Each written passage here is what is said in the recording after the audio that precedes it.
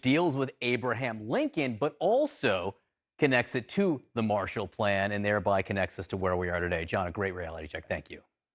New Day continues right now.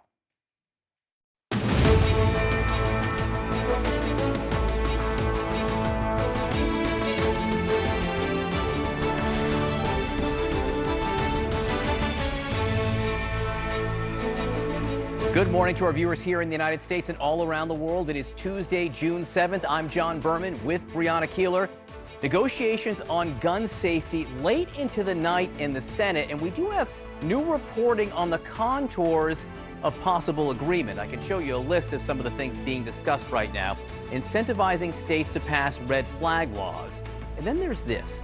A possible waiting period for 18 to 21-year-olds to buy semi-automatic weapons like the ones used by teenage shooters in Uvalde, Buffalo, and Parkland. This is a new proposal. It would not be a ban on sales to people younger than 21, which is what the president wants, but it would be a potentially significant new development. Also on that list, you can see school safety measures and investments in mental health. The U.S. is on pace to see its worst year ever for mass shootings. There have been at least 247 mass shootings through June 5th of this year. That's according to the Gun Violence Archive, including at least 13 since Friday alone. Also this week, the events surrounding the January 6th insurrection will take center stage. And we do have some new CNN reporting that Thursday's primetime hearing will include live testimony from two people who interacted directly with the Proud Boys around the time of the attack. This is significant. It comes amid a serious escalation by the Department of Justice, which charged the leaders of the Proud Boys with seditious conspiracy in the attack, the most aggressive charges brought against the far-right extremist group yet. All right, joining us now, CNN senior political correspondent and anchor of Inside Politics Sunday, Abby Phillip, and CNN political analyst and the New York Times senior political correspondent, Maggie Haberman. Abby, the charges, seditious conspiracy charges against the Proud Boys, at the very time we learned that Thursday night the focus of the January 6th Select Committee will be sort of surrounding the events concerning those Proud Boys. Yeah, it's very significant in a number of ways. First of all, I think a lot of people, especially Democrats, have been watching to see what's the Justice Department going to do.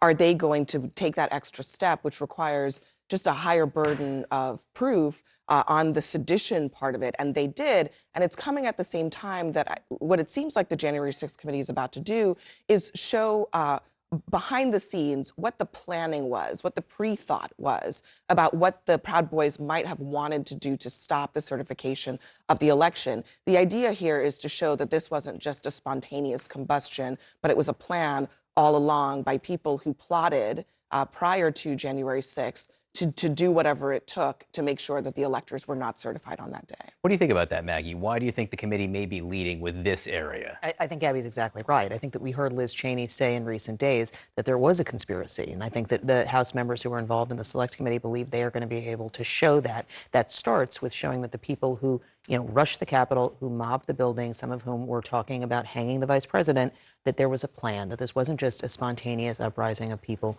who happened to be of like minds. And that has been missing in a lot of investigations of Donald Trump over several years, is proving a conspiracy. And I think that is a key goal of what you're seeing here. One of the other days, we're told that the committee will focus on, they have 6 hearings, we think, 6 separate days of hearings, and each will cover a different subject. One of the subject days might be on fake electors, the idea that the Trump campaign and Donald Trump supporters were trying to put these alternative slate of electors forward. There's reporting overnight from Georgia of this email from a Trump campaign official to would-be fake Georgia electors saying, do this secretly, go into the Capitol, meet in secret. Why do you think this is an important area to focus on, Maggie? The fake electors gets to a fraud issue. That is one of the reasons that you are seeing prosecutors looking at this. This is not just, people who thought that they were allowed to be, putting their names forward.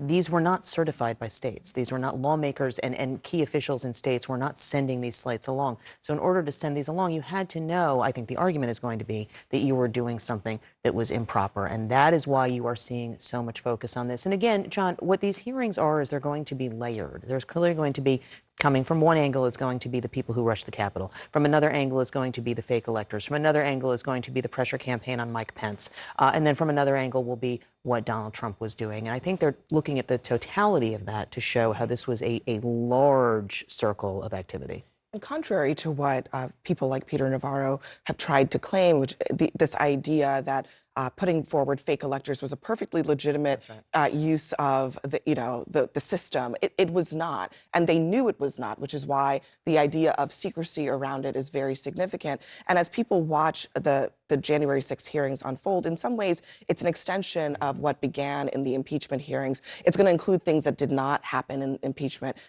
the kind of bombshell testimony, but also the evidence of prior planning that shows that there was, as Maggie said, a multifaceted approach. Now, those approaches don't all have to be related to each other. I mean, I think they were trying literally everything that they could, but it shows an effort on multiple fronts to try to disrupt the transfer of power. And that's what the January 6th committee is trying to put together in a picture for the American public over the next few weeks. And perhaps connect it to Donald Trump. And there's this new reporting in the Washington Post which suggests that the committee may be saving until its final day of hearings the focus specifically on Donald Trump. They brought in James Goldston, former president of ABC News, to help produce these hearings. But Maggie, what do you make of that decision to hold off on Trump specifically to the last day? John, I think that the key question around all of these investigations that Donald Trump has faced over however many years has always been what he knew, how much he was aware of what he was doing. And unlike the Mueller report, where the obstruction piece was obviously very much about Donald Trump, but the part about Russia in that report, there were fewer appearances of Donald Trump directly than there were a lot of campaign aides. This report and these hearings are likely to be filled with moments of Donald Trump saying what he wanted, telling people to do things. And I think that they think this demonstrates that he was at the center of all of this, that he was the person who was, if not specifically directing various pieces, these were his desires that people were carrying out. And so I think that they are trying to, they're trying to tell a story and they're trying to build towards something. And I think that's why it's the end. I will say, I do think that hearing is going to be some of the more interesting information we're going to get, because not a lot is known about that timeline still. You're talking about the last day, those minutes, those missing 187 minutes, correct. I mean, that day is kind of a black box, but there are going to be some key individuals, Cassidy Hutchinson, a former aide to Mark Meadows, who was there in the White House.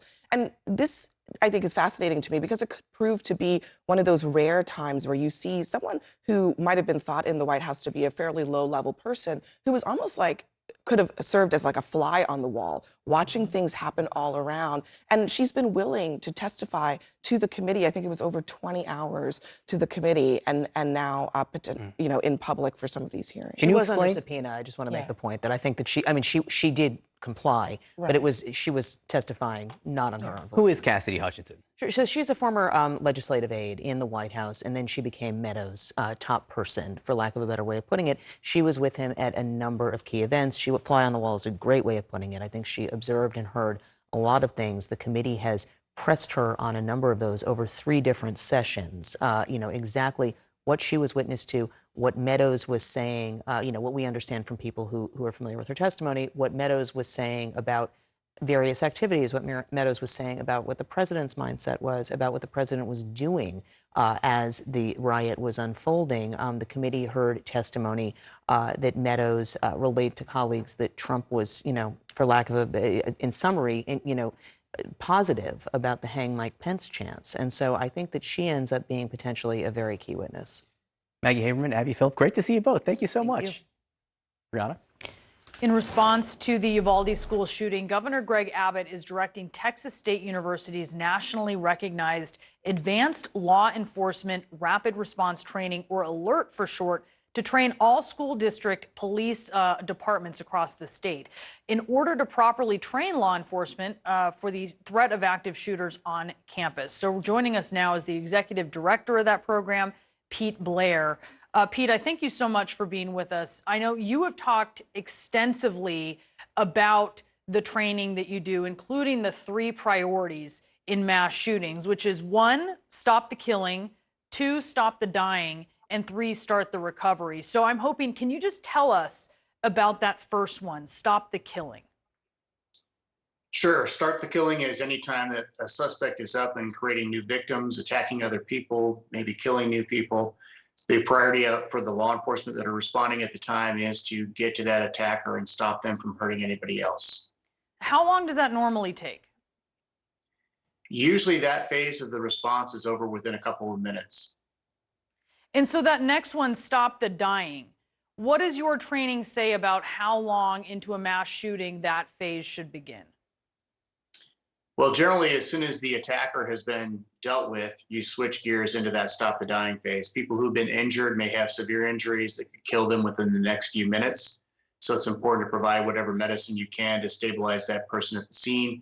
And then the next step is to immediately start looking at trying to rapidly transport them to definitive care, which is usually a trauma center, because if they don't get that surgery, they can die within minutes or hours after that. I watched this interesting talk that you gave in 2019 following the shooting in Parkland, Florida, where you were talking about the main problems that you see in these shootings. You note, of course, that all shootings are different, but a lot of them share these main problems, and one is mass confusion. And you mentioned that it's really the first 5, 10, 15 minutes that there's a lot of confusion about where the gunman is and a number of other factors. That it only lasts 5, 10, or 15 minutes was something that really stood out to me. That seems to be the norm. Yeah, that confusion that happens at the beginning as a result of this is not a planned event usually starts with a 911 call from the law enforcement side of things. They're rushing to the scene to find out what's going on. The information in the 911 calls may be wrong. They're trying to interpret what's happening. Other officers are arriving kind of at random. And that initial rush of officers to get to the scene in order to try to stop the killing adds to that confusion that's already on the scene as people are running out of the building and things like that are occurring. So, Pete, you're having to train humans, police officers, to override some of their understandable survival instincts, right? To run into a really dangerous situation. How do you do that? And how do you stress flexibility in preparing for these situations that are so, scary, for lack of a better word, and confusing? Sure. The reason that we do training is to help prepare people to deal with that, because it is not a natural instinct to run to the sounds of gunfire. And with law enforcement, you would hope that most police officers have made peace with the fact that they're going to be expected to engage in dangerous things to protect people. And so building on that initial commitment, we provide the training that puts them in situations that are as close to that real life situation as possible, so that when they encounter it, they've had some stress inoculation, they're better able to deal with what's going on. I know you can't comment specifically on Uvalde because it's an ongoing investigation. Also, you're going to be involved in this after action review. But you've spoken about other shootings, including Parkland, where there was an officer who waited to go in. And I wonder, what is the training that you give police for what they should do when there is a shooter in a room or in an area where victims or potential victims are? What do you tell them? So if they've heard gunfire, particularly a large amount of gunfire, and they believe there could be victims, now we're prioritizing trying to get to those victims to assess if there are victims. So there's always a balancing act of officer safety versus the safety of the people who may have been injured at the scene. We prioritize the people who've been injured at the scene. We expect officers to assume some risk. It doesn't mean we expect them to do things that are foolhardy, but to try to find out what's happening in that location if they have reason to believe that there are injured people there who need help, to try to gain access to that location as quickly as possible. If the primary method that they would use to do that isn't accessible, say they're receiving gunfire through a doorway or something like that, then we encourage them to look for alternate ways to get in there, whether that be windows, even drywall construction in some buildings that they could get through. But as long as there's that problem, they need to keep trying to find a solution to that problem. Get creative is sort of what I hear you saying. Be flexible, and that's part of your training. I do want to play something that a teacher from one of the classrooms where 11 students died at Uvalde said this about just how quickly it was what happened. It all happened too fast. Training, no training, all kinds of training. Nothing gets you ready for this. We trained our kids to sit under the table. And that's what I thought of, at the time. But we set them up to be like ducks. You can give us all the training you want, but it's Gun laws have to change. It won't never change unless they change the laws. I know you focus on training. I know you told us ahead of time you're not here to talk about laws. So on training, and specifically training of, say, teachers and students, because I know you've spoken about this too, is there anything that needs to change when it comes to the training of teachers and students so that they aren't feeling like the training just didn't even do any good, like that teacher felt? Yeah, so we teach options-based responses. So our preferred option is to avoid the attacker if you can. If for some reason you can't avoid the attacker, you want to deny access to your location, close and lock the doors. And as a last resort, you defend yourself. And so that also has to be age appropriate for the kids that you have in your classroom. But one thing we don't do is say you put all your eggs in one basket and say, this is the only thing we're going to do. And if it doesn't work, well, then it just doesn't work. So we want people to be assessing things. And so locking the doors is highly effective. It's worked very well in a lot of schools. You need to have locks that are actually easy to access and easy to lock for the teachers so that they can do it under stress. And then you need to position yourselves in a way so that if the person does gain access to the classroom, you have options, whether that's as a teacher to get your hands on the gun and try to turn it into a wrestling match as opposed to a shooting and having your kids run away, or some other option like another door out of the classroom that the kids might be able to go to. We've never been advocates of teaching people to hide under desks or under tables. It's a good idea to not be seen by the attacker. However, you want to be in a position that if you are seen, you have an option to do something else. What is this after action review that you're going to be involved in? What will that entail? So we'll be taking a deep dive into what actually happened in the situation. We'll be trying to get a very detailed timeline about when people arrived, when gunfire occurred, what actions were taken at what times, so that we have a really clear and accurate picture of what happened in the event. Pete, obviously the hope here is that the training you provide, which is considered very much the gold standard, is going to save lives. And we thank you so much for sharing your expertise with us this morning. Thank you. Thanks for having me on. Some new revelations that the Trump campaign asked fake electors in Georgia for complete secrecy in their efforts to secure a win for Trump. A former U.S. attorney in Georgia is going to react next. And just in, some big changes to international figure skating rules after the doping scandal involving Russian skater Kamila Valieva. Plus,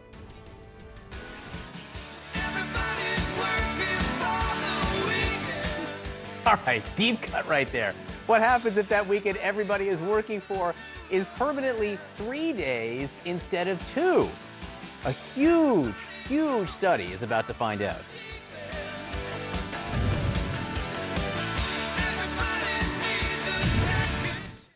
₦20,000 for free. 20,000 naira bonus. Is your line blocked? Then move to Glow. I'm reconnected. Because we've all reconnected. And it's simple, simple. Dial *109# and link your NIN to your new or existing Glow number. Get up to 20,000 naira for free with Glow. 20,000 naira bonus free. Yes, so free. Nigel, what are you waiting for? Growing up around individuals that were dedicated to service served as a great example for how I wanted to live my life. You grow up with the mentality of how do you support the person next to you. At Fujifilm, partnership is at the core of what we do. We partner with pharmaceutical companies to help develop and manufacture biopharmaceuticals. Being in a profession where you can help people, it's extremely motivating. It's why we're doing what we're doing. Our mission here at CNN and journalists, the news comes first. That's when your heart beats a little bit faster. More breaking news that we are following right now. You really work as hard as you can, getting the facts. We're learning more about our lead plot. It is critically important. To our viewers in the United States and around the world, welcome to the Situation Room. We have breaking news.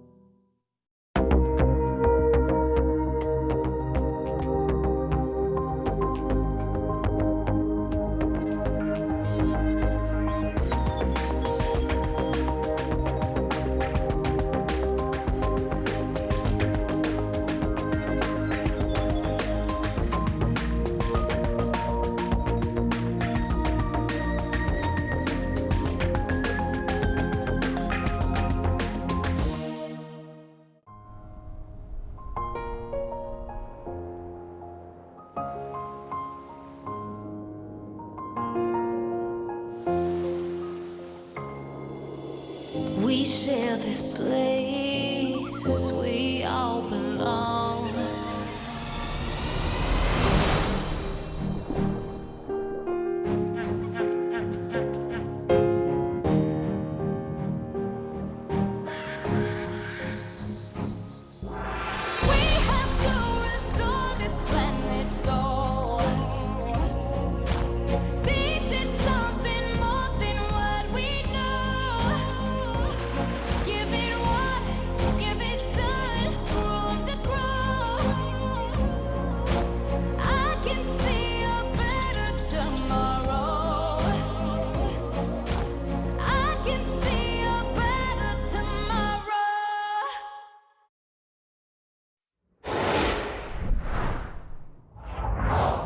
A new email obtained by the Department of Justice reveals Trump campaign officials in Georgia asked a group of fake electors for complete secrecy and discretion in what's being investigated is an attempt to overturn the results of the 2020 election.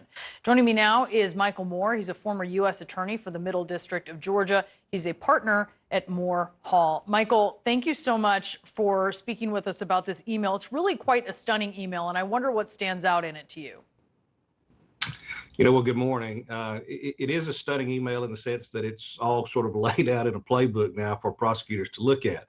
I think what they'll have to consider is whether or not this idea of secrecy was something criminal in and of itself, or does it just sort of paint the picture of what was going on in maybe a broader scheme to affect the outcome of the election. And by that, I mean this. There's a legitimate way to challenge an election, to challenge the electoral process if they want to do it. The problem here is that anytime that a prosecutor sees somebody trying to act covertly, to try to act under cover of darkness, telling people to not talk about things, that begins to sort of give you an idea that there is some nefarious motive behind what may otherwise be a legitimate challenge. So it'll be up to the prosecutors to look at and sort of use this as one piece of a larger puzzle.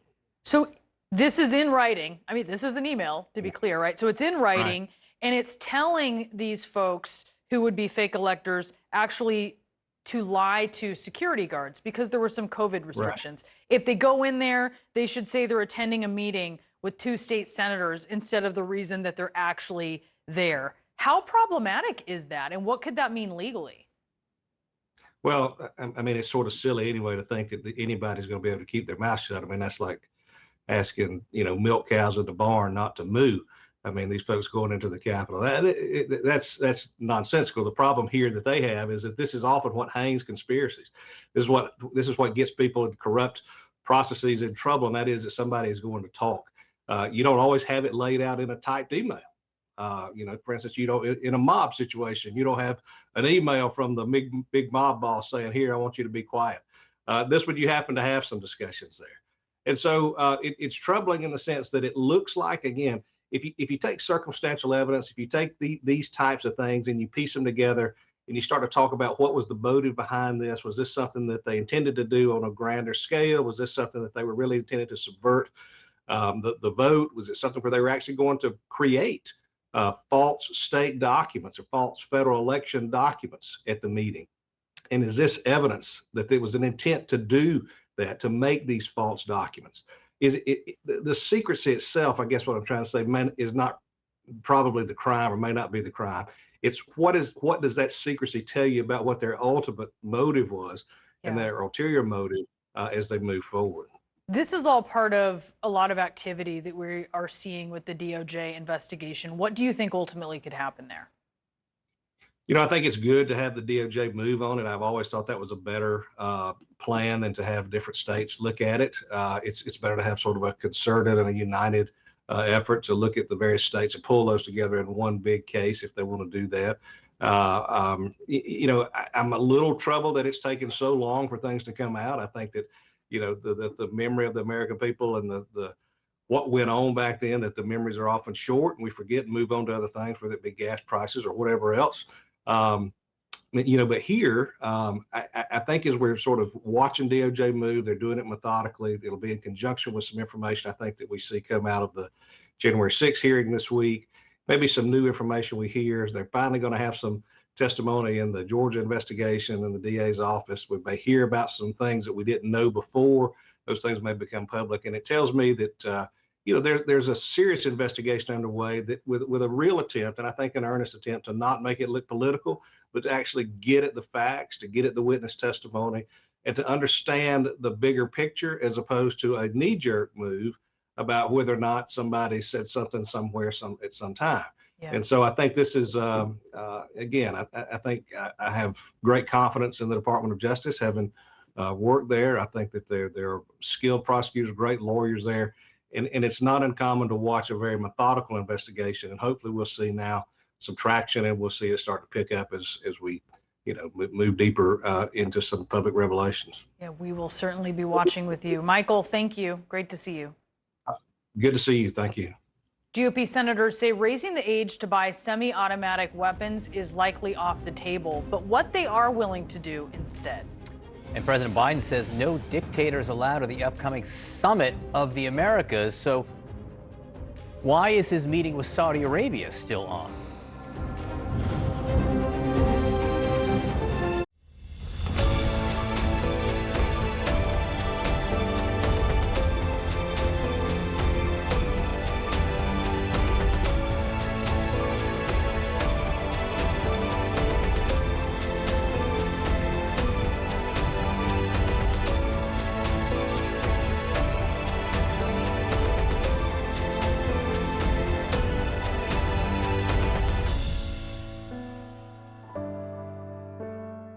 June 20th, a CNN concert event.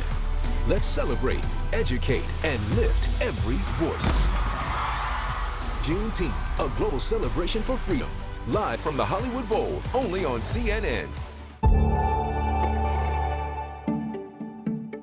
The labor market in the U.S. is very strong.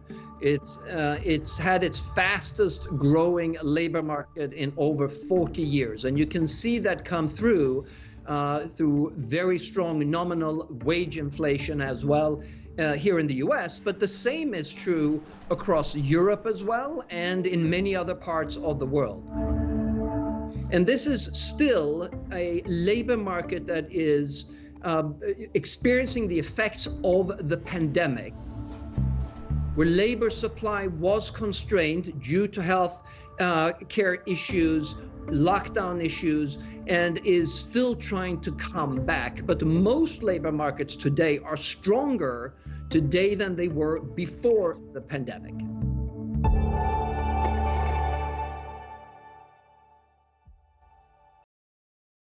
I'm Linda Kincaid in Atlanta, and this is CNN.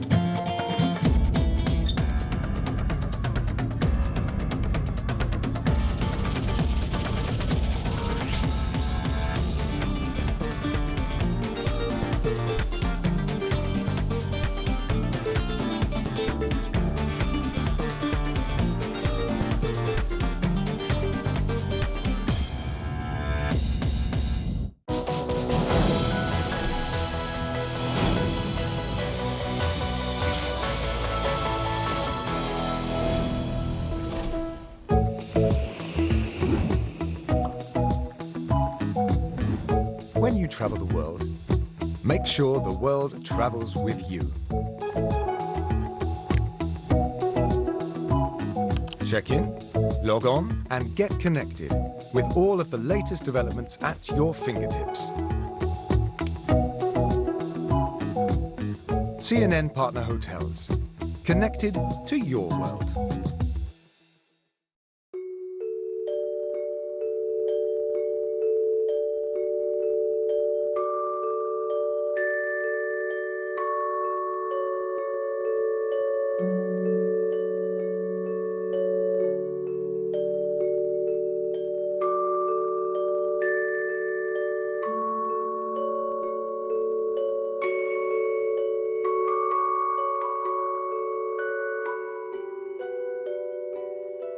This is CNN. More people get their news from CNN than any other news source.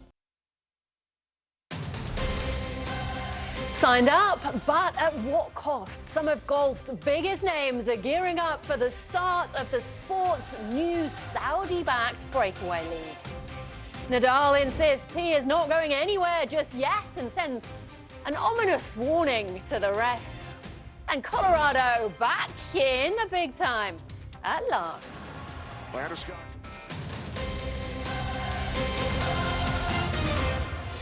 Hi, thanks for joining us. Welcome along to World Sport Live from London with me, Amanda Davis. There's been one word used in pretty much every written article and broadcast piece since news of golf's new Saudi-backed league emerged. Controversial. But for all the controversy, the start of the Live Golf International Series is now just 2 days away, and the list of big-name players to have joined up gets ever longer and more headline-grabbing. After six-time major winner Phil Mickelson announced his return to golf as part of the event, alongside Sergio Garcia and Lee Westwood, amongst others, it's former world number one and two-time major winner Dustin Johnson, who's the first to have spoken publicly at the venue of the first event, the Centurion Club here in London. His attendance means his golfing future may look very different. Obviously, at this time, it's hard to speak on what the consequences will be. But for right now, I resign my membership from the tour. I'm going to play here, for now, and that's the plan. But what the consequences are going to be, I can't comment on how the tour is going to handle. Again, I can't answer for the majors, but hopefully they're going to allow us to play. Obviously, I'm exempt for the majors, so I plan on playing there. Well, I'm joined by my World Sport colleague Alex Thomas, who will be at the opening event starting on Thursday for more. Alex, I think it's fair to say the players who have put their faces, put their names to this, have faced criticism.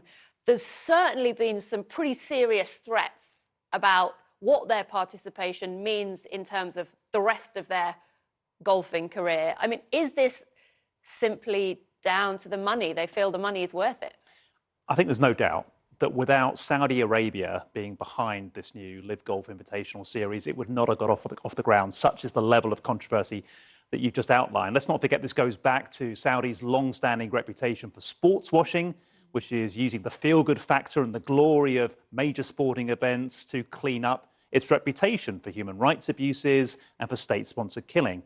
Let's not forget that a US intelligence report claimed that the very head of the Saudi state, Crown Prince Mohammed bin Salman, was the man that sanctioned the murder of journalist Jamal Khashoggi back in 2018. So no wonder there's been such vitriol directed at a series that could fundamentally change men's professional golf forever, really. What's in it for the players? Well, lots and lots of money, but there's more to it than just that. And we've outlined some of the key selling points for organisers as they've got these big names on boards. Yes, backed by Saudi, but it means there's guaranteed prize money, a lot of it. There's fewer events, only 8 to start with this year, although it will ramp up over the next 2 years if plans go as outlined. No halfway cuts and only 54 holes. So lots to be very attractive to the players.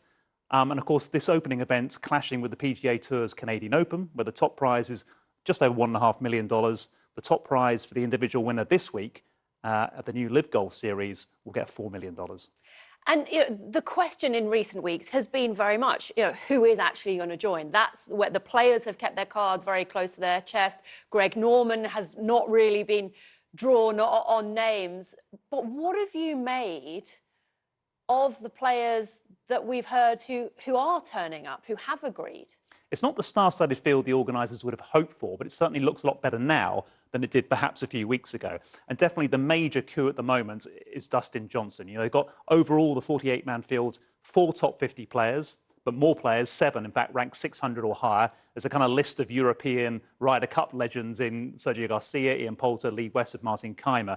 But Johnson is a 2-time major winner, won the Masters, won the US Open. He's 37 years old, so it's arguably still at his golfing peak, really, for a while yet. 24 PGA Tour wins. That's not to be sniffed at, anyone that gets past the 20 PGA Tour wins mark. He's earned around $74 million in prize money. And if reports are to be believed, he could more than double that entire career earnings just by signing up to the Live Golf Series for this year. But as he admitted in that soundbite we played, he's given up his PGA Tour membership.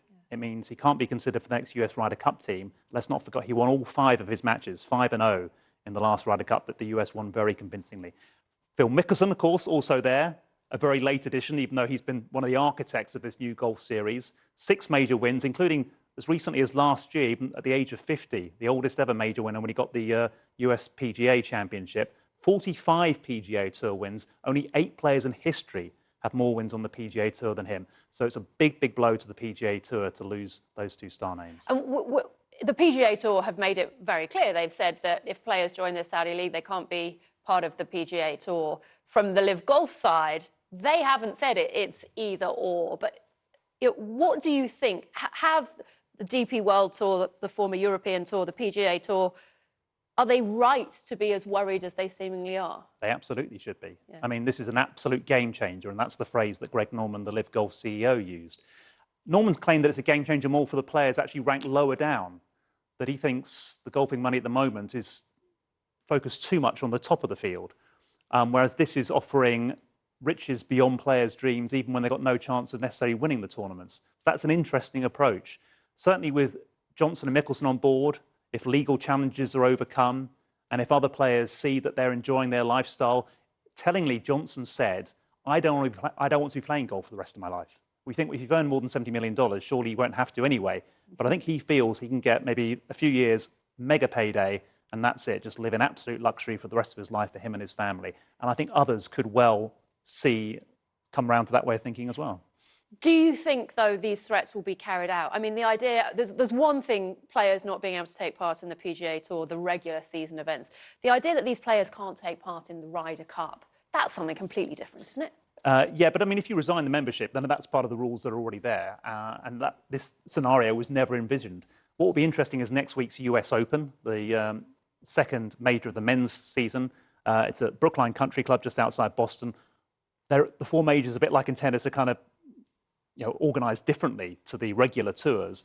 So it'll be interesting to see if they stick their necks out and try and back the PGA and DP World Tours and try and ban these players. There's no suggestion of that yet. And someone like Rory McIlroy said it would be wrong to punish these players who've gone to Live Golf too much. There's one thing for sure, this is very much the start of the story, isn't it? And the conversations will carry on as the players take to the course and beyond. Alex, for now, thanks very much indeed. Well, it's Nations League action on the agenda for European football this week. Up next, we've got news of 2 of the fiercest rivals in the international game coming together for a united cause.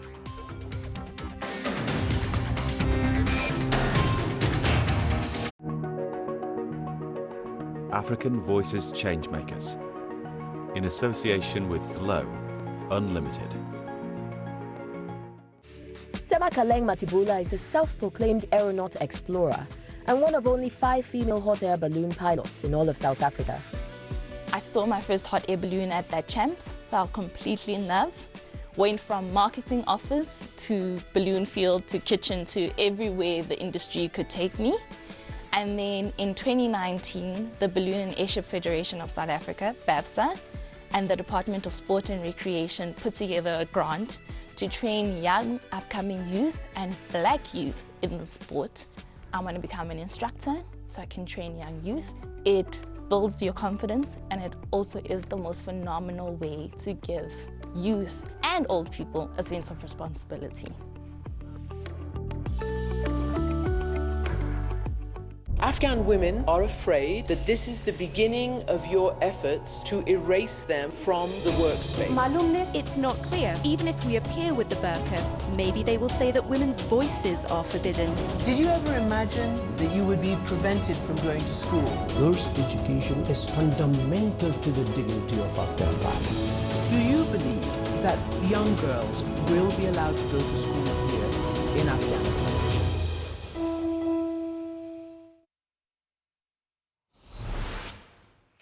Denmark didn't just have Austria to contend with in their Nations League group match on Monday night. They had to deal with a power cut as well. Kickoff delayed by 90 minutes in Vienna. And as you can see, the fans made sure to keep themselves entertained. A Mexican wave, complete with torchlights from their mobile phones. When things did eventually get going at 10:15 local time, the visitors had the better of it, recording a 2-1 win to take them top of Group A1. So worth the wait, it seems. And they are leading the way in that group after France and Croatia played out a 1-1 draw in their rematch of the 2018 World Cup final. It's a result that leaves defending Nations League champions France with an uphill battle to make it out of the group. Coach Didier Deschamps made 10 changes from the side that were beaten by Denmark last week. They took the lead early in the second half here. But 7 minutes from time, host Croatia were awarded a penalty, which Andrej Kramaric duly converted. So 1-1 it finished. That's 2 leads in 2 games thrown away by the world champions, who have just a point so far. Now, we know it is always a huge occasion when England take on Germany. 2 sides with so much history, but ahead of Tuesday's encounter in Munich, the England boss Gareth Southgate has welcomed the fact that they are both on the same page with respect to taking a knee. England's players were jeered for making their stance against discrimination before their game in Hungary on Saturday, but they've been reassured that Germany will join them in the show of solidarity later on Tuesday. We're two nations with huge numbers of mixed heritage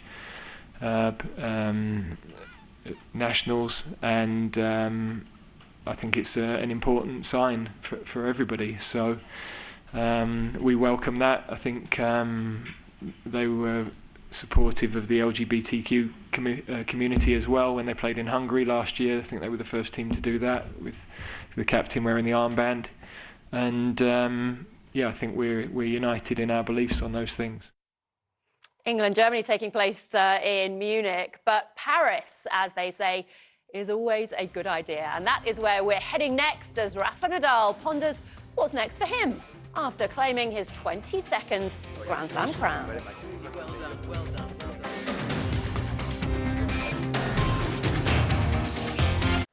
Egypt is developing a sustainable and inclusive transportation network to improve mobility across the country. By ensuring affordability and accessibility to public transport systems, and reducing carbon emissions. It is responsibly connecting communities like never before.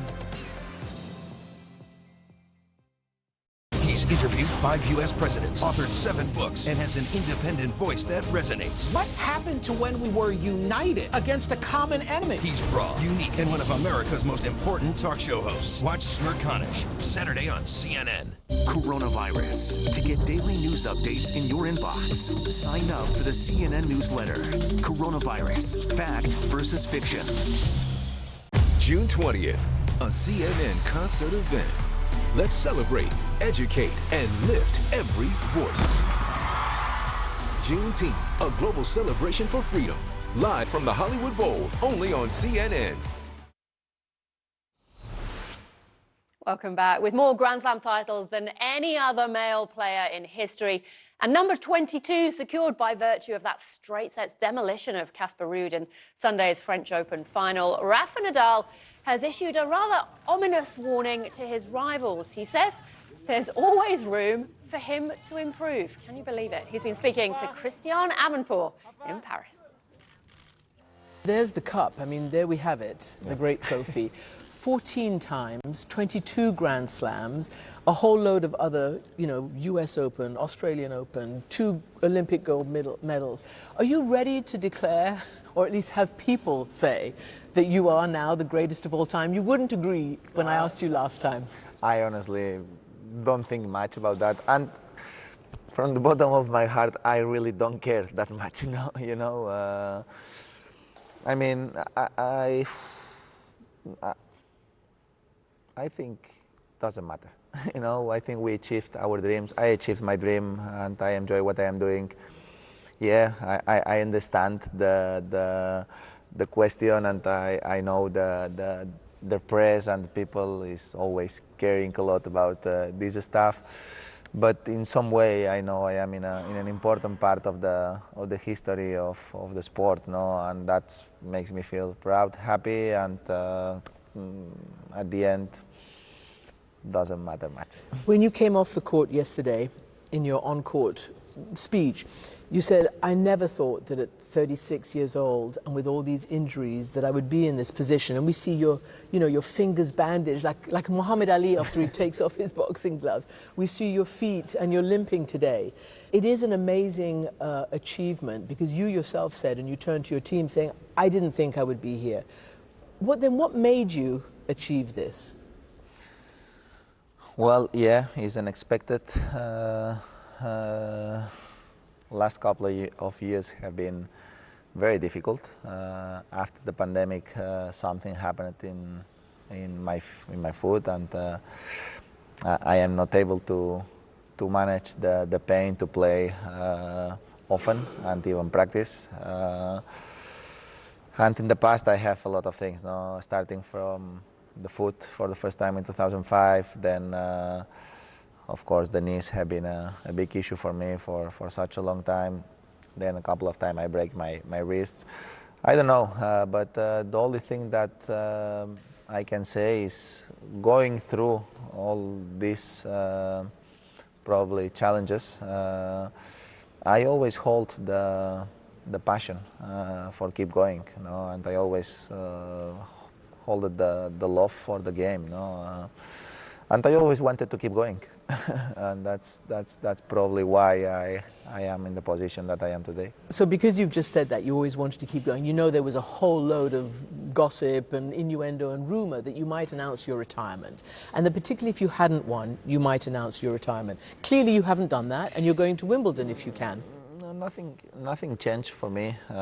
Winning or losing don't change my mind in that case. No, it's all about having the chance to be happy playing tennis or not. And if the pain is impossible to manage, then you can't be happy, because live and go on court and in a practice days without having the chance to practice not in a fantastic way, but in a decent way. Then for me it don't make sense. No? So I never had in my mind to announce any retirement after this event, but of course there is a possibility that the things are not improving. Then I don't know what can happen. I think it was your coach, I think it was Carlos Moya, who said that at this time in your career, yes, you have to manage the pain and you have to see where that leads you, but in terms of tennis, you've got it. I mean, you've obviously got that down. There's nothing more that you can achieve in the technical side, that it's all about the mind now. Well, I always think that there is always a room to keep improving. I understand the sport that way. No? Every time that I go on a practice, I go with the goal of improving something, no? And that's the way that I understand the sport.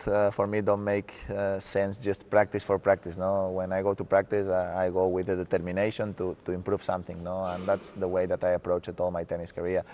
Of course, today the physical issue makes the difference. No, because if I am healthy, I can practice the proper way. I am happy. I enjoy what I am doing. When you're in the Australian Open final and you're 2 sets down and you're playing the guy who won the US Open final, what goes through your mind? Even here, you were, like when you played Felix Auger-Aliassime, I was there, I watched it, and it was very touch and go.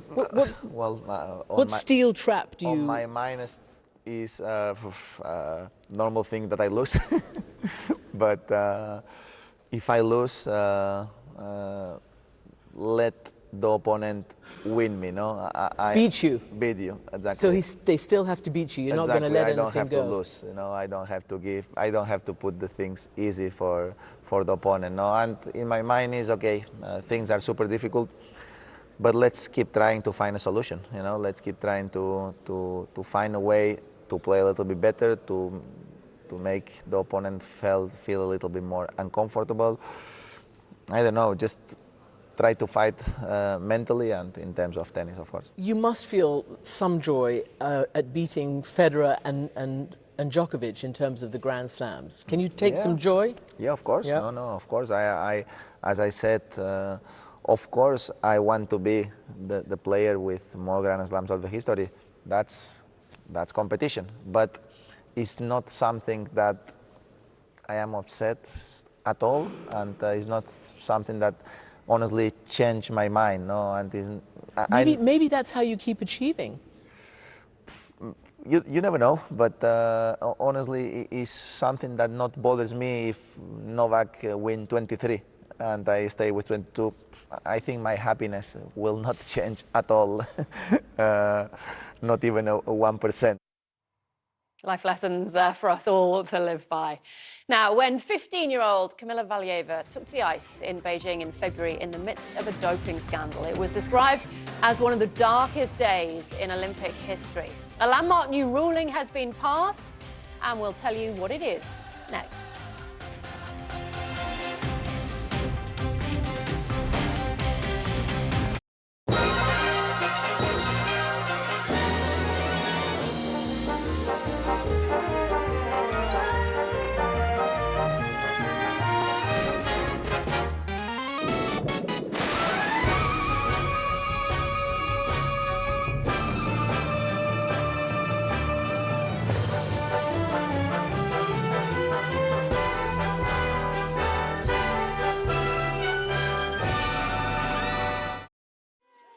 Growing up around individuals that were dedicated to service served as a great example for how I wanted to live my life. You grow up with a mentality of how do you support the person next to you.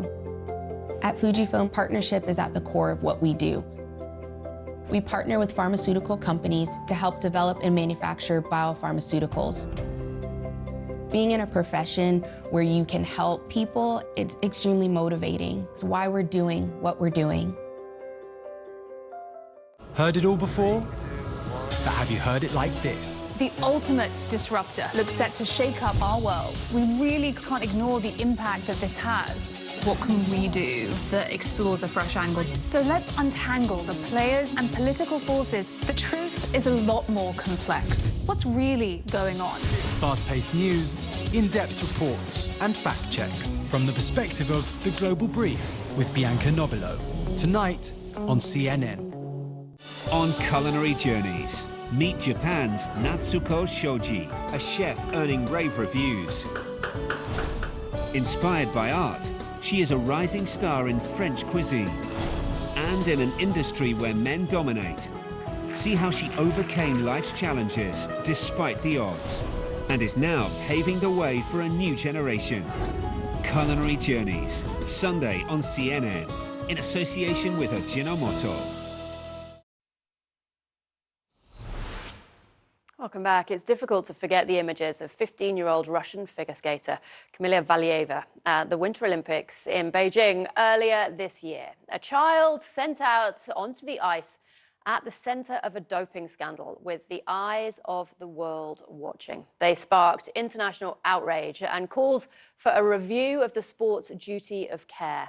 Whilst it may be too late to turn back the clock for Valieva, the good news is that the International Skating Union have on Tuesday voted to change the rules, raising the minimum age limit for competitions from 15 to 17. In a move described as a very historic decision by the ISU president, the sports governing body passed the proposal by a 2/3 majority. A total of 100 member federations voted in favour. 16 did oppose it, 2 abstained. But it will cover figure skating, speed skating, short track and synchronized skating, and will be brought in gradually so that by the next Winter Olympics in Cortina, the minimum age will be 17. The results at the ISU Congress in Phuket sparked cheers around the room. Now, fans of the Colorado Avalanche have been celebrating in Denver as their team beat the Edmonton Oilers to secure their place in the NHL's Stanley Cup Finals, the first time they made the big one in over 20 years.